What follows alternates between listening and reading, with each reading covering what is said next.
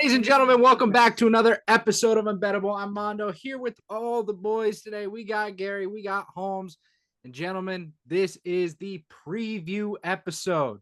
Now, what this means is we got a lot of sports going on right now. We got NBA finals, we got Stanley Cup finals, we got baseball, college baseball in their regionals, super regionals, if I may.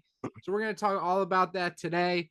But first, ladies and gentlemen, game one is tonight of the NBA Finals. This will be uploaded afterwards.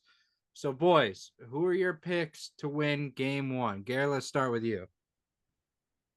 I'm going to have to go with the Mavs. I really feel like the Mavs are going to take the finals. I really feel like the white man, who said it better than anybody than Cliff Hanks, Tom Hanks' son, says that Just keep going. We're gonna Cliff go Hanks through. Cliff Hanks says it's a white boy summer. And I think it is a white boy summer indeed for Mr. Luka. I think he's going to take home the chip, and I think he's going to start off strong. Start off strong. All right, Gary, the white man is gonna take it. He said. I mean, this is like, I'm not trying to be racist, but everybody knows this is like a meme, right? Like Luka and the angry white man meme. Like everybody's seen this, right? Yes, Okay. I'm just fucking with you, dude. I just want to clarify to the audience. Mr. Holmes, do we got a working mic today? Who's your pick for game one? Dude, I don't know. Do we have? What the fuck? Whoa! Oh my god! Is it not working very well? Okay, now we're good. You're better now. Is that better? Dude, you sounded like a cigarette commercial. Oh man, that's bad. That's bad. I don't know what's happening with my mic today, so bear with me. I might be cutting in and out. I'm gonna make sure that I can stay on track today. But honestly, if we're talking about the series as a whole, I think you got to take Boston here just because of the talent factor. I mean, I love what Luka and Kyrie have been doing this year on both ends of the ball, playing a lot better defensively than I think they ever have before. But Boston, man, they've got it in every sense of the game. I mean, they have the offense, they have the defense, they have the ability to run the floor, they have the ability to contest your shots, block shots, to do literally everything that you need to do to be a successful team. And I think having Kristaps Porzingis coming back is a big, big addition to them. I mean, they've been winning without him, so it really hasn't been that big of a deal. But to put Al Horford back on the bench, let him be your guy that comes out end of the first quarter, beginning of the second quarter, and kind of just be able to take some of that load off of KP a little bit because we know how old Al Horford is. I think that's going to be a massive advantage for the Celtics. So I like them in this series, man. As far as tonight, I can see Dallas stealing a little game one, catching the Celtics a little off guard. They got to get at least one in Boston, man. It's one of the best road teams in all of the NBA, and they're going to make Dallas pay on the road. So Dallas, they got to win tonight in Boston. Yeah, I mean, it's the tale as old as time, rest versus rust. Right now, Mavs are kind of hot. They had a couple days rest, but they played more recently than the C's. I got Dallas in this game tonight. I also like that plus 6.5 line.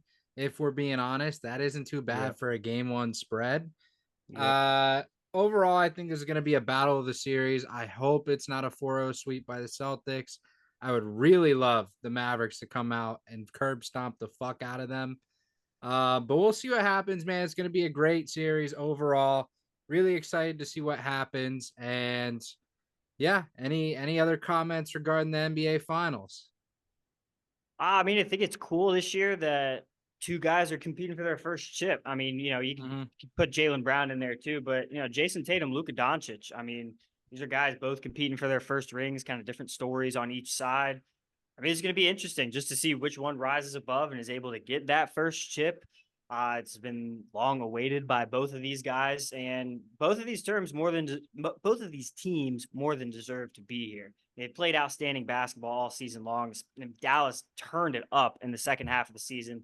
And like I just mentioned, the Celtics, they've been good all season long, man. Like they have just kept the train rolling. This looks like the year that the Celtics might be destined. We'll see if they can close it out, though. Yeah, I mean, a lot of experts are split on this. Obviously, you have Kyrie's like pretty much first initial homecoming. If we're being honest here, I don't really count the Nets days, but His first homecoming to the Celtics is tonight. It's gonna be a bloodbath of booze. I'm really Yeah. excited to see how he handles it. Is he gonna put up a superstar performance or is he gonna put up a dud? We're about to find out. Mavs in 6. That's where I'm standing, and that's what I believe in. Gary? I like it. You Gary know, likes it. Love it, yeah. Gary. I love it. All right, Mr. Holmes, we've had a lot of college baseball going on, man, dude. We have had a lot of success in the Gator Nation as well. Baseball, softball, you name it. We're kind of heating up right now at the right time. I would like to hear from you what you think is going to go on in these super regionals. Gary, you have a question. What's up? You saw a softball loss, right? They were on fire Listen, at in terms of the softball, if I want to like the give you a little bit of season. perspective in the softball realm, we were not supposed to be the number 4 team coming into the Exactly. playoffs. We were looking at number 15, number 16 seed. Gator softball turned the fuck up in the SEC tournament, got themselves that 4 seed. And I want you to know, Oklahoma, I think they had a 20-game win streak riding Snap that before we shit. beat them in that first game. Second game, man, you take a team like that that's won 3 straight chips, looking for 4 in a row to extra innings, and they got to walk you off. Also note, that was the first time that Gator softball has been walked off all season long. They don't let that shit happen. You got to give massive props to Rothrock, the freshman pitcher. That girl threw 3 straight days, 7 innings at least in every single game. That's like 130, 140, maybe even 150 pitches. That girl put it all out on the line. You got to give her a ton of what she did, and she freshman. She is the ace of the squad next year, without a doubt. It's going to be very exciting to watch next season. You got number 1 and number 2 in the World Series right now, Texas and Oklahoma. Got to give them credit, man. But we gave Oklahoma that run. Definitely something to be proud of, I will say. Yeah. So, Gary, I know they got eliminated, but they outplayed this year and they got hot at the right time, which was the point I was trying to make. But also, I want to make another point about this Oklahoma team. I bet you guys will never guess where these games have been held the past 4 years. I bet you'll never guess. That's right, actually. Oklahoma City, past 4 years. Coincidentally, Oklahoma's won the last 3 years. This year being number 4 potentially. So if this is going to continue, we got to find a more neutral site than this because this is basically a home game every time they show up. And it is kind of horseshit if we're being honest here. They should play in Alaska. Jesus. All right, Gary. My God, that would be What insane. about a Hawaii? A Hawaii tournament would be fire. Hawaii would be fucking electric, man. Now that's that. Now you're talking. That's interesting. I like that. But anyway, back to it. Holmes, Super Rege going on right now. What are the insights we need to know, especially betting wise, heading into this?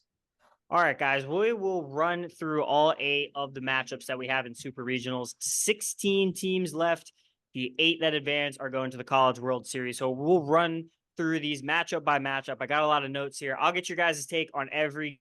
Can you give me one word? Give me analysis. Give me whatever you like. I don't know how much college baseball you watch. You don't have to watch any. If you got a gut feeling, if you got a Gary gut feeling, if you will, let me know. First one we'll start out with, honestly, might be the most obvious matchup that we got here. Evansville, pretty much a Cinderella team that somehow made it out of their regional at Tennessee, the number 1 team in the nation. Tennessee has just literally been a wagon all season long. There's been a lot of hype around Tennessee in past years. They haven't really done what they've needed to do, but they are rolling in every facet, man. Great stable of arms, fantastic lineup, top to bottom. But Evansville, man, like I was very surprised that they made it out of their regional. They were in a regional with East Carolina and Wake Forest, 2 teams that were very highly touted in the preseason as being favorites to go to the College World Series. But this team, it's just a lot of old dudes, man, like 5th year, 6th year seniors, dudes that have just been together forever. The team chemistry is great. If you're looking for anything in this series possibly to bet, it's that it will not be a sweep. I think you're going to get a lot of good value on that. A lot of people are going to be on Tennessee to easily just close this one out 2-0. But I think Evansville definitely has a chance in there to just steal one game. I don't think by any means that they could beat Tennessee, but if you're asking me if they can get a game, I think it's very possible. Game 1 or 2, definitely on the table. Best case scenario is game 1. But what do we got here? This is the David versus Goliath matchup, boys. Holmes, I love you, and I love an underdog story. Evansville is about to get fucking curb stomped.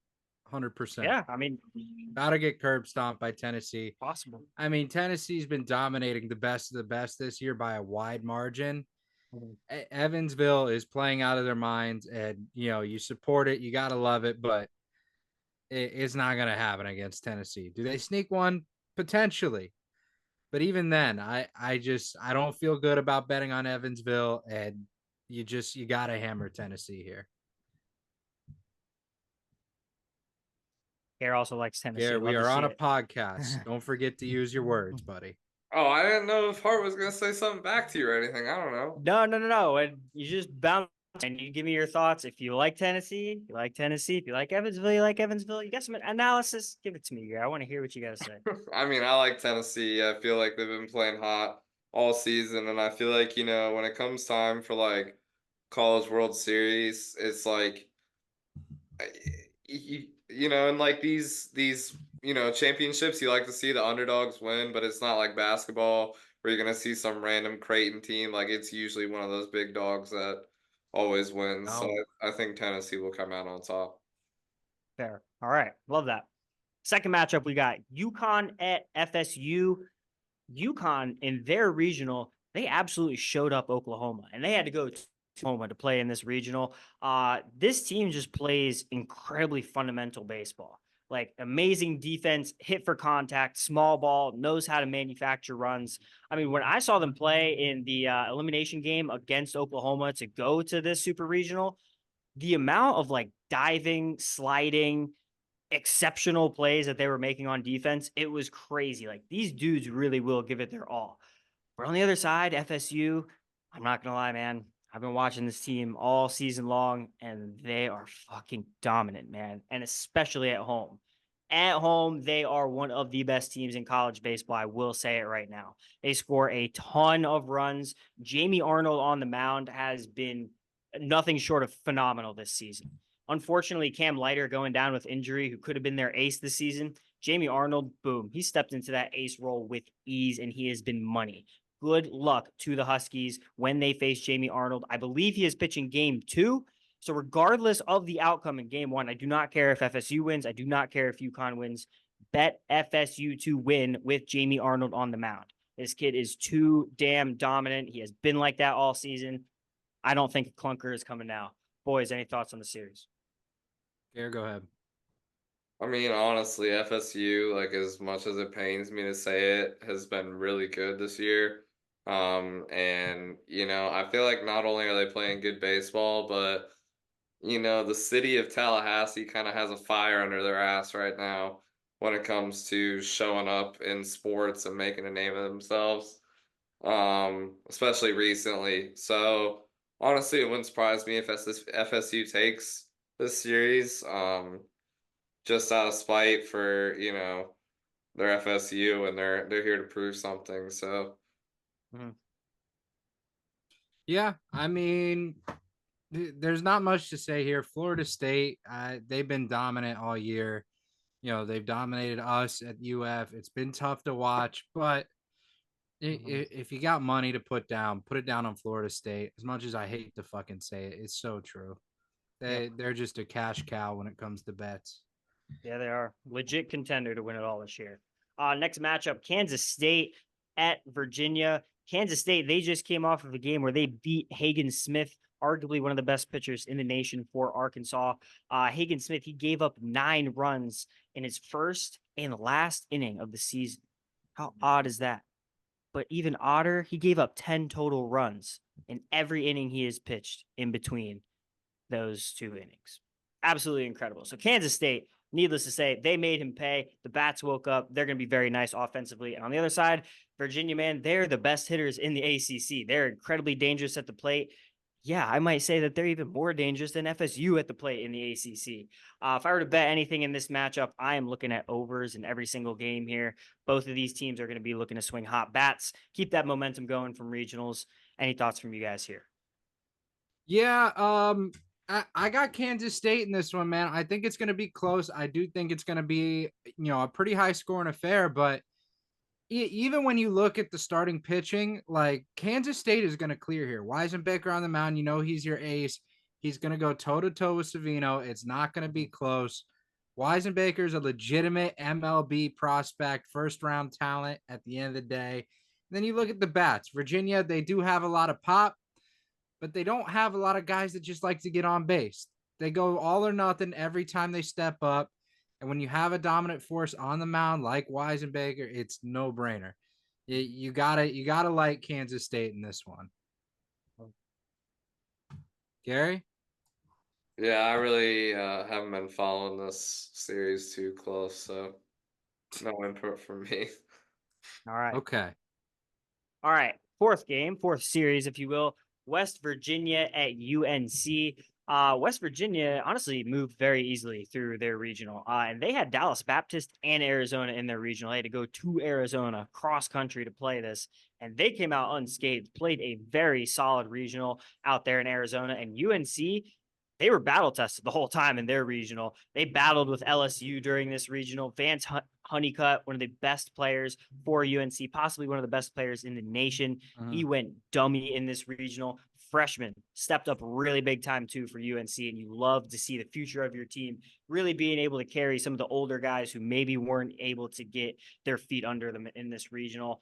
If I like any team here as good as West Virginia looked, I love UNC. I've loved them all season long. I think they are just a very, very dominant, another dominant team out of the ACC. Pitching, hitting, I feel like they've all got it put together. And I like that they were actually battle tested in their regional, contrary to what West Virginia did. They kind of just rolled through everybody. I feel like that gives UNC a lot more grit, toughness going into this super regional. They're not going to back down. They're going to put up a good fight. So I like UNC here. Any thoughts? Yeah, I mean UNC as a team's batting 308. You gotta love the dynamic duo of Honeycutt and Cook in the middle of the lineup. Pitching Lethal. wise, you obviously have Pence looking good this season. I don't really care as much about the matchups on the mound because West Virginia does have some sleeper studs, but it's all going to come down to who's up at the plate. And I like UNC so much in this one. Sorry. All right, Gary, I love it. We'll move on to Oregon State Fucking at guy. Kentucky. Oregon State, they've been a powerful program when healthy. When they are healthy, they got all their dudes out there on the field. They are one of the best teams in the nation. Travis Bazana is going to be a very high popular pick in this year's MLB draft. He's been mashing home runs left and right. I'm pretty sure he's a Golden Spikes finalist as well. Kentucky, on the other hand, they've been a wagon all year long. Surprisingly, out of the SEC, they have just wiped the floor with almost every SEC team that they have faced. I honestly just think this super regional is going to be a banger. Like both of these teams are so damn good. This is probably going to be one of my favorite series to watch. It's going to be really tough for me to have to pick a team in this one, but the way Kentucky has looked all year, they're destined, man. Oregon State had a really, really bad stretch of the season where they could not string together a couple wins to save their life. Kentucky, on the other hand, they have not gone through that all season long. And maybe it's better that Oregon State has faced that adversity, but Kentucky has been a wagon, man. I am not going to go off of them now. Kentucky in the super region. Yeah, Kentucky's been pretty good this year. There's no doubt about it, but you guys stay sleeping on Oregon State, man. The whole nation has. Let me just compare some statistics with you guys, if I may. All right. Yeah, If we're please going toe to toe with Kentucky. Please do. I know we'd like to look at the extreme statistics, but let's just go off the top, make it easy for everyone. Batting average, Oregon State 304, Kentucky 290.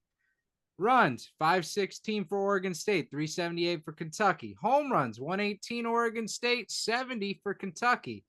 ERA 417 for Oregon State, 532 for Kentucky. Guys, if we're looking at this and you're trying to evaluate based on a team, Oregon State has got to clear Kentucky here. And I love that in terms of betting. Kentucky is a huge favorite here. So I'm going to be hammering Oregon State money line in every game of this series. That was a great statistical lineup, I would say. Thank you, sir. Fair enough. I would like to go with the SEC team, but after the statistical breakdown, Mondo, I mean, I'm just dumbfounded. So I don't know what to say about this one. Okay. All right, we'll move on to the next one. NC State at Georgia. NC State, man, I don't know how the hell they came out of their regional, but they worked it, dude. They worked it. They were massive in ACC series this year. They showed up just now in this point of the year because they in the ACC series they've been great. Kind of been like the Gators a little bit when they played midweeks and stuff. Not very great. Very up and down all season long. But one thing that they do have going for them, very, very strong bullpen. You do not want to face any guys coming out of the pen in relief for NC State. But Georgia, man, they've been launching home runs all season long. Charlie Condon has been ridiculous for them this year, pretty much on a Jack Caglione Jr. year pace at this point. Like, I mean, the guy has been dominant. The pitching has honestly been pretty impressive too. Definitely another surprise team out of the SEC this year because I don't think anybody thought they were going to be as dominant as they were in Georgia here. I think I'm probably going to roll with the home team in Georgia to be able to move on to the College World Series. But any thoughts from you guys here? It's going to be the Charlie show, man. I think this game, every single one of them is going to be high scoring. The pitching, I know we touched on it being pretty good. These guys don't do it for me. I think that I'm going to take the over in just about every game. And I just love Charlie's odds to do anything, if we're being honest. I mean, this guy is absolute electric. I got Georgia in this one. I know we're supposed to hate Georgia, but my money's going straight there. Mm-hmm.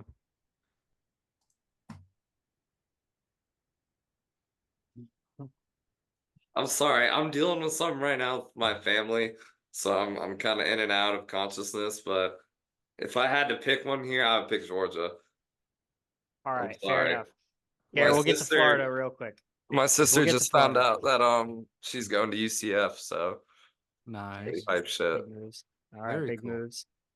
Yeah, I know. We'll get to Florida here. We got one more series to cover. Oregon at Texas A&M. Oregon has a phenomenal pitching staff. They get the clutch and timely hitting when they need it, and that's how they've been able to win their games this year. Texas A&M, they've been a wagon too this season, man. Texas versus Texas A&M went absolutely crazy in the regionals. Texas A&M, man, they just find ways to win. All the other teams just seemingly ran out of gas, when they were facing Texas A&M, but they are able to keep their foot on the gas pedal. They've done it all season long. I kind of look at this series as a little bit of an under series. I really like the pitching on both sides here. I know the bats can get hot at times, but I want to say that more often than not, these two teams playing against each other are in for an under series. What are your thoughts on this one? Yeah, I mean, Texas A&M dominant both at the plate, in the field, on the mound. Doesn't matter. They have been just unbelievable to watch this year. I mean, pure power when it comes to hitting, absolute electric stuff when it comes to pitching. I like Oregon to steal a game, but I am heavy on Texas A&M. Yeah, I am too. I like that. It's exactly how I bet it. All right, we'll get to the last series, the one we've all been waiting for. Florida at Clemson. Our boys are in the Super Regional. Clemson, man, you got to give them a lot of credit because they came out of a very, very hard regional. I know you saw the hidden ball trick they did against Coastal Carolina. That was all over Twitter, too. That was a really, really sick play that they pulled off. I mean, this is just another team that finds ways to win at all times. They come back from 3 runs, 4 runs, 5 runs down all the time. It's crazy. You can never count this team out. Florida, on the other hand, man, everybody said we were not supposed to be here right now. We weren't even supposed to be in this tournament, but we have balled out. We have persevered. It was a very rough regular season. Pitching was not on its shit. Hitting sporadic at times. Couldn't always get going, but they showed the hell out in regionals. beating Nebraska twice, beating Oklahoma State twice. It was so big for them to go out there and show up like they have not done all season long. Hitting was very consistent. Pitching just came out of seemingly nowhere compared to what we have been all season long. That was a revelation what that regional was. And then MVP of the Gators, Ashton Wilson, who has barely played in any games all year, was a monster at the plate for the Gators. Extra base hits on extra base hits. He fueled that lineup all weekend long. I'm looking forward to seeing if he can keep that going in this super regional. Come on, bro. We're not betting anything else other than the Gators to make the College World Series. Let's go, dude. Yeah, everyone knows my money's on Florida, but it's the return of Jack Tani to the Super Regionals. If we look back 1 year ago, the world became enthralled with this gorgeous specimen of a baseball player, Jack Tag. Yes. And ever since then, the man has been dominant, absolutely dominant. We know he's going to be a top 3 draft pick. Where he finishes in that top 3 depends on how he plays in this World Series, because we're going to get there. But dude, it's the same story every year for Florida. Our pitching falls apart at the worst times. We're hot right now, and we haven't been hot like this on the mound all season. If we can continue to do this, stay on pace with what we're doing, we have a very good shot to win it all. We know our offense is strong, but we just need the pitching to stay strong like it is right now. I don't know what Cags has said in the locker room that, hey, if you get me to the World Series, I'll get y'all boy a pair of cleats when I'm playing in the show. But like, they have just came out with a whole different attitude in the postseason. I mean, it's crazy. But honestly, I didn't expect anything less, to be honest. I know that sounds fucking stupid, but like it makes perfect sense in my head. Like, I mean, how can you be that close to winning something last year and then not want to try it again this year? I mean, I feel like we're going to take it all. Fuck Clemson. Fuck the Tigers. Go Gator, bitch. Yeah. There we go. God, I love it. Yeah, that's the Super Regional preview, Holmes. Fantastic job as usual, being our source for college baseball. Now, let's take it to the ice, shall we? I know Gary doesn't want to talk about it, but I sure as hell do. Ladies and gentlemen, we got the Panthers, we got the Oilers in the finals, the battle of the boobs, as we've seen on social media. I am so excited. Florida Panthers gonna come out here, put some whoop ass on these boys from the Canada, and it ain't gonna be close. Panthers in 6, maybe 5. Depends how badly I want to go see another watch party. But for now, we'll go 6. Be respectful. Gary, anything? Connor McDavid is taking home a chip this year. I want everybody to know that.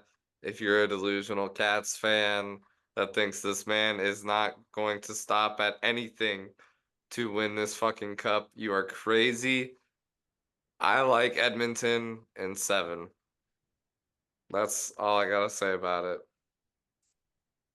Holmes? This is so tough, man. Because I honestly I don't know who I want to pick in this series, but it's incredible to get both of these teams here. We've talked about it. I want Connor McDavid to get a cup. The guy deserves it. He's a ridiculous talent. He is the best skater, possibly the best player in the NHL right now. And they have just been working and working and working to build this team up around him to give him a shot that he has right now, right in front of him. But unfortunately, the Panthers, dude, they're a fucking buzzsaw. And I have a feeling in me that he is going to run into that Panthers buzzsaw, and it's going to be pretty tough. I think the biggest thing that just sticks out to me in this series is the clash of 2 different play styles. The Oilers are very fast. They play with a lot of finesse, a lot of skill. The Panthers, while they also have some of those traits, they play with grit. They play with toughness. They play with physicality. They want to hit you. They want to make you feel uncomfortable playing against them. And that's what they have done to every team that they have played so far. You can see it. You can see it in the Bolts. You can see it in the Bruins. You can see it in the Rangers. They're uncomfortable. They're not able to get the shots they want off. They're not able to play the right defense they want to play. The special teams gets them rattled. Like, it's just it feels like it's so much different playing against the Panthers this year because of how much like hunger I think that they have in wanting to win the cup this year. You got to give a lot of credit to Bob, man. He's been on his head. You guys have beat 3 of the best goaltenders in the NHL so far in this Stanley Cup run. And arguably, this is going to be the worst one that you have to go up against in Skinner for the Oilers. So best of luck, man. Big I have Bobby. no idea what the hell is going to happen. I want it to go 7 because selfishly, I want more hockey. But let's fucking see what happens. If you not into hockey, watch this final because it will be a phenomenal clash of the Titans. Love it. All right. I want to say one final thing. I've been on Twitter a lot recently. If you haven't seen my profile, that's horseshit because I'm literally everywhere right now. I want to bring up a point. It comes to fandom. And Gary, get ready to clip this to post on social media. Ladies and gentlemen, I have one thing to say to you. If you proclaim yourself a fan, you better be proud of that fanship or you better not be a fucking fan. Because I'm sick of these little fans on Twitter, fans of the teams that I love, I root for, bad or good. And they're being pushover little bitches on the social media. We can't have that. Either be proud or don't show up at all. But I'm sick of watching my fans get rolled over like this. This is fucking pathetic. Thank you. Well done. Well said. Ladies and gentlemen, if you enjoyed this episode, please make sure to like, subscribe, share with everyone you know. It really does help the channel grow. We will see you guys in the next episode. Peace.